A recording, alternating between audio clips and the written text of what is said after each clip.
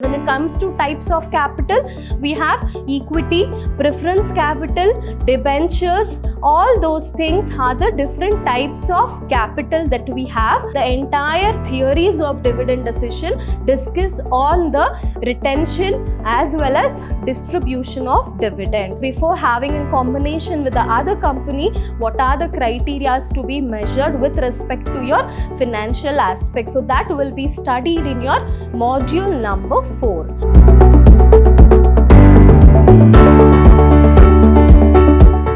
Hello everybody, I'm your Divya ma'am, Assistant Professor from Department of Commerce and Management, lecturing Vidhyaashram First Grade College, MYSURU, the Temple of Excellence. A warm welcome to you all for the introduction class on your subject Advanced Financial Management that is put to you people for the 6th semester BCom. So in today's class, we'll just discuss the syllabus and your weightage for each unit, and we'll be discussing the internal part, and we'll also be discussing what is the question paper pattern that is there for you people. Moving forward, the course outcome. On successful completion of this course, the student will be able to understand and determine the overall cost of capital. What is overall cost of capital? And you'll be understanding what is cost of capital, and you'll also be understanding the different comprehend that we have in advanced capital budgeting, and we'll be discussing the importance of dividend decision, how dividend decision plays a vital role in everybody's firm. It is important to decide whether to retain the earnings, whatever profit we have got, whether to retain it as a retained earnings or to distribute it as a dividend. So that decision you'll be understanding what is the importance, and you'll be understanding what is merger and what is acquisition, how to evaluate a company before taking over, before merging with that company, and you'll also be able to understand the ethical and the governance issues that we have in your financial management. Moving forward, module number 1, the chapter number 1 that University of Mysuru have put to you people is cost of capital and capital structure theory. So this was separate unit did a capital structure theories, and your cost of capital was a separate units, but now they have put together as a different heads as in a single unit. So that is your cost of capital and the capital structure theories. And let us discuss what are the concepts that we have to study in our Unit 1. The first is cost of capital. In that you'll have to understand what is the meaning, what is the definition of cost of capital.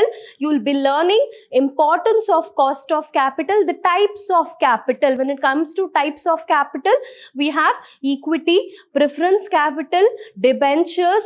All those things are the different types of capital that we have.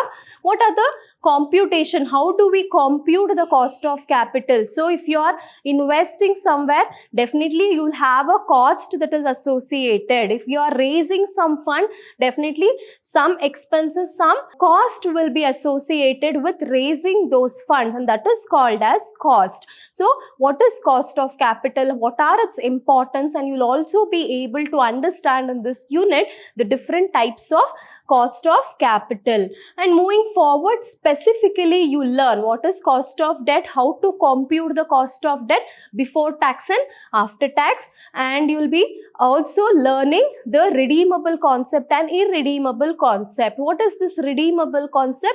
During the lifetime, they have to give back the money, they have to give back the investment, what the investors have given, that is redeemable. Irredeemable means only after the company is closed, then the money will be returned. So that is irredeemable. So redeemable debt, irredeemable debt, before tax and after tax. How to calculate the cost of debt will be learnt. Next we have cost of preference share capital, cost of equity share capital, weighted average cost of capital problem, WAC problem, and this will be asked for 15 marks in your examination. Moving forward, this cost of debt also will be asked for 10 marks.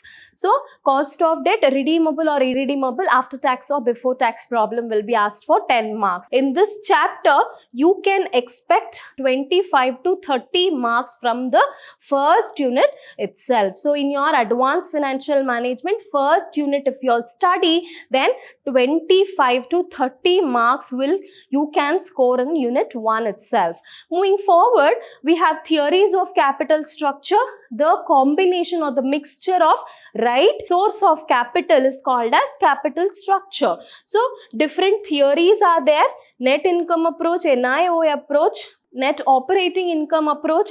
We have traditional theories and MM approach and the problems on that. Okay, so 10 marks problem, NI approach and NY approach will be asked for your examination. So you have a specific formulas. If you understand that formulas, you will be able to understand the problems clearly. Moving forward, your second unit is all about risk analysis and capital budgeting. So in your previous semester, you have learned about capital budgeting. So the different techniques of capital budgeting. In this chapter, you will be able to understand about the risk analysis that is associated with each capital technique we have. It's each capital project we take up. So what is the risk that is associated? What are the different techniques are there? By using probability, standard deviation, covariance, and that is your statistical technique and conventional technique and the other techniques. With the help of that, you will be able to find out the risk. That is risk analysis and capital budgeting. Risk analysis, what are its type of risk that we have? Risk and uncertainty. You will be understanding what is the difference between risk and uncertainty. Techniques of measuring the risk. What are the different techniques we have to measure the risk? And we'll also be learning risk-adjusted discount rate approach. Along with that, certainty equivalent approach, probability approach, standard deviation and coefficient of variation. All these are the techniques of your capital budgeting risk analysis techniques. Okay, so all these are the different techniques to be studied and the problems will be solved on that. And in your examination, they'll ask you 15 marks, one question from your calculation of coefficient of variation. They'll ask you to calculate coefficient of variation. 15 marks problem as well as 10 marks problem will be asked in your examination. So this is in probable topics that they pick up the questions for your examination. Moving forward, we have module number 3, dividend decision, theories of dividend. When it comes to dividend decision, as I have told you, it is a decision that has been taken by a financial manager to retain the earnings, retain the profit, or to distribute in the form of dividend. And that issue, that decision is called as what? Dividend decision. The entire theories of dividend decision discuss on the retention as well as distribution of dividend. So we have different types of dividend. We'll also be discussing on the theories of, that is dividend decision. We have relevance theory, Walter's model and Gordon's model, and irrelevance theory that we have is MM hypothesis. So problem based on that. So in your chapter, again we can expect 15 marks, one question from Gordon's model and Walter's model. If it is asked for, Gordon's model is asked for 15 marks, Walter's model will be asked for 10 marks. If it is Walter model is asked for 15 marks, simultaneously they'll ask you all the Gordon's model for 10 marks. So in this chapter also you can expect 25 marks from this chapter as well. So if you all study first unit and the third unit thoroughly, you can score good marks in your examination. Moving forward, next we have is module number 4, merger and acquisition. So in this chapter, it is a combination of both theory and problems. So theory, you will be understanding what is merger, what is acquisition in point of view of financial aspect. So you will measure in terms of finance, you measure in terms of cost, and then you acquire the company, then you merge with the company, because financial analysis is very essential. So meaning of merger and acquisition, reasons, the types of combinations that we can see, different types of merger, what are its benefit, motives of merger, advantages of merger. So after that we'll be doing evaluation, financial evaluation of merger, the meaning and significance of PE ratio, what is PE ratio, problems on PE ratio based on asset approach, earnings approach, market value approach, impact of merger on EPS, and we'll also be discussing on this chapter regarding market price and market capitalization. So it is all about the merger, how the financial aspect has to be looked after in a company before merging with a company. Before having a combination with the other company, what are the criteria to be measured with respect to your financial aspect? So that will be studied in your module number 4. Moving forward, we have module number 5, ethical and governance issue. It is all about ethics and the rules and regulation, and what are the today's ethical issues that we are facing in our financial management. So that will be discussed in your module number 5. So introduction to ethical and governance issues, fundamental principles. So what are the fundamental principles as a financial manager, as a investor, as a stakeholders have to follow in order to have an ethical aspect into the financial business. Ethical issues in financial management. We have theories, agency theory and transaction cost theory.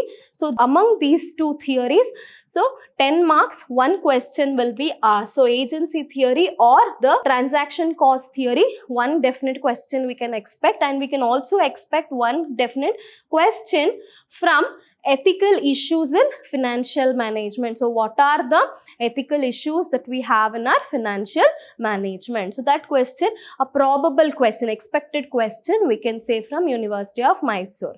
Moving forward, next, we have a skill development activities along with the practical knowledge as well as the theoretical knowledge. As you people have to upgrade your skill development activities will be given by the University of Mysore for each and every subject. So it's your duty to have a skill development activities. What are the activities we have? Visit an organization in your town and collect a few datas about the financial objective. So you have to collect the financial objective. Moving forward, next, compute the weighted average cost of capital on an organization that you have visited.